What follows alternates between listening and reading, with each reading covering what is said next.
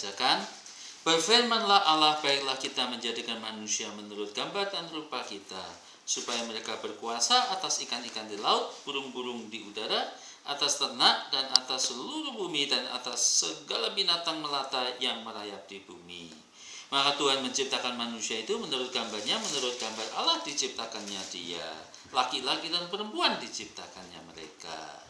Allah memberkati mereka, lalu Allah berfirman kepada mereka, beranak cuculah dan bertambah banyak, penuhilah bumi dan taklukkanlah itu, berkuasalah atas ikan-ikan di laut, burung-burung di udara, dan atas segala binatang yang merayap di bumi.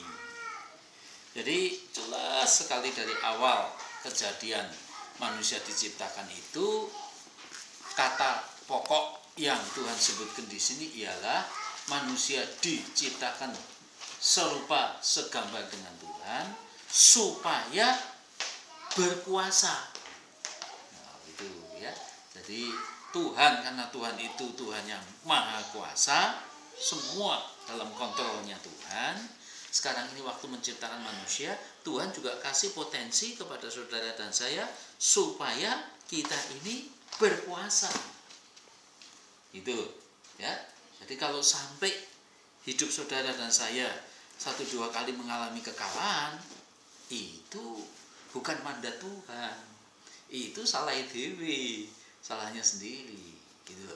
Pokoknya semua persoalan, semua yang di muka bumi, apa binatang melata atau burung di udara, ikan-ikan, semua yang ada di bumi ini menurut firman Tuhan itu ada di bawah kekuasaan kita. Jadi pasti kalau saudara dan saya berjuang bersama Tuhan, itu pasti akan menang. Gitu. Jadi mesti harus menang. Nah, caranya gimana? Jelas dalam kitab suci itu kadang-kadang Tuhan pakai cara yang natural, kasih senjata perang menang, tapi kadang-kadang Tuhan juga gelindingkan batu-batu dari langit itu, meteor-meteor itu. Ada beberapa musuhnya orang Israel itu. Jadi baik natural maupun supernatural, pokoknya Tuhan akan membuat kita, kalau kita jalan bersama Dia, untuk mencapai kemenangan di dalam hidup ini. Itu sih ya. Nah, saya kasih contoh. Contohnya dalam Perjanjian Baru, Efesus pasal yang ke-6. Itu caranya gimana sih supaya kita ini menang?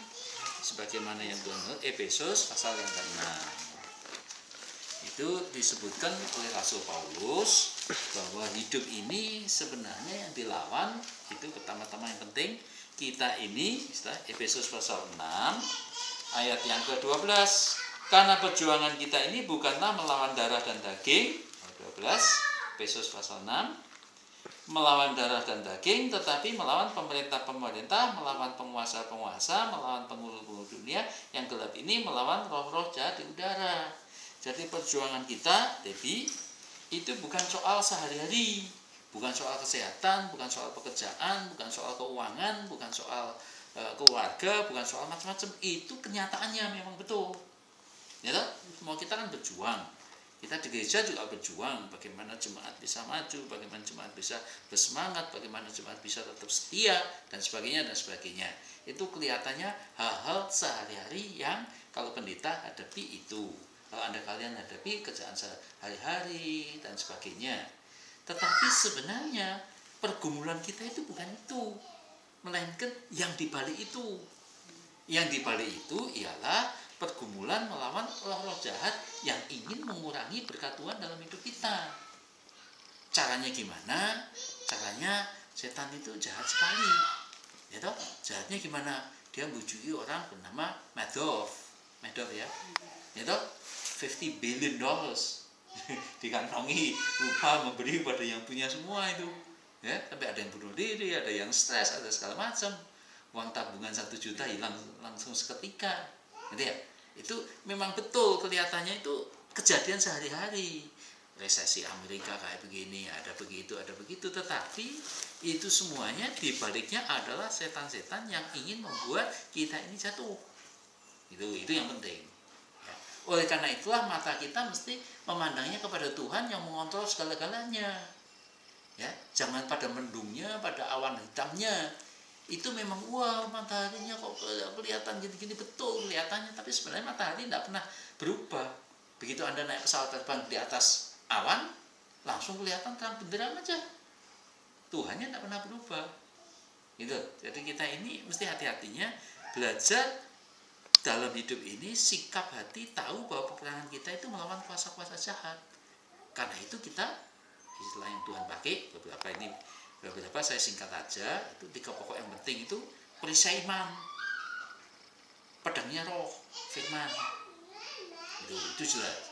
Jadi kalau ada apa-apa, perisainya iman. Perisai itu untuk itu panah api daripada setan, kalau dilemparkan pada kita panah apinya dikasih perisai. Ya, selama iman kita cukup baik, tidak soal. Semua panah api dari setan pasti gagal. Apa itu panah api berupa sakit penyakit, apa berupa dalam pekerjaan kesulitan atau macam-macam. Teman-teman yang tidak bagus di dalam kerjaan itu panah-panah api, dan kita jangan, ya toh, musuh kita bukan mereka itu. Jadi teman-teman jangan ditonjoki, bukan itu, ya toh.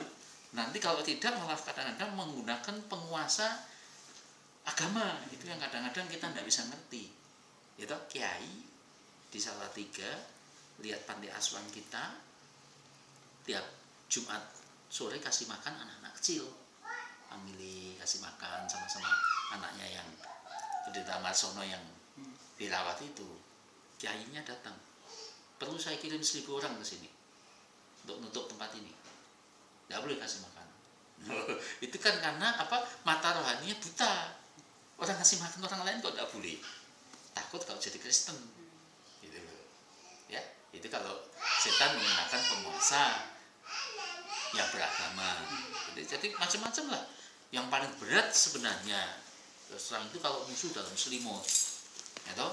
Kalau Anda punya istri atau punya suami atau punya anak, punya orang tua yang tidak sehati, itu sebenarnya paling berat. Ya, dan saya bisa tunjukkan pada saudara, ya, ini orang-orang yang menurut saya kan bergaulnya dengan orang-orang Kristen dan pendeta-pendeta. Ya, hari ini ada pendeta yang saya kenal dengan nulis surat pada saya, ini terus terang ini dia merasa yang istrinya sekarang itu bukan jodohnya lah. Sekarang saya sudah dekat-dekat dengan wanita lain yang seiman. Gitu, kurang ajar nggak? Itu kalau saya punya batu bata gitu, keprokan kepalanya aja sih sebenarnya. Kurang ajar. Sudah punya anak, sudah punya istri bisa ngomong begitu. Ya toh, dia mau berkata ini wanita baik sekali, seiman, sepelayanan lagi, bisa menjiwai akan pelayanan dia. Itu sudah kurang ajar sekali. Ya, ini lagi ada pendeta lain ini, ya, saya kasih contoh ini.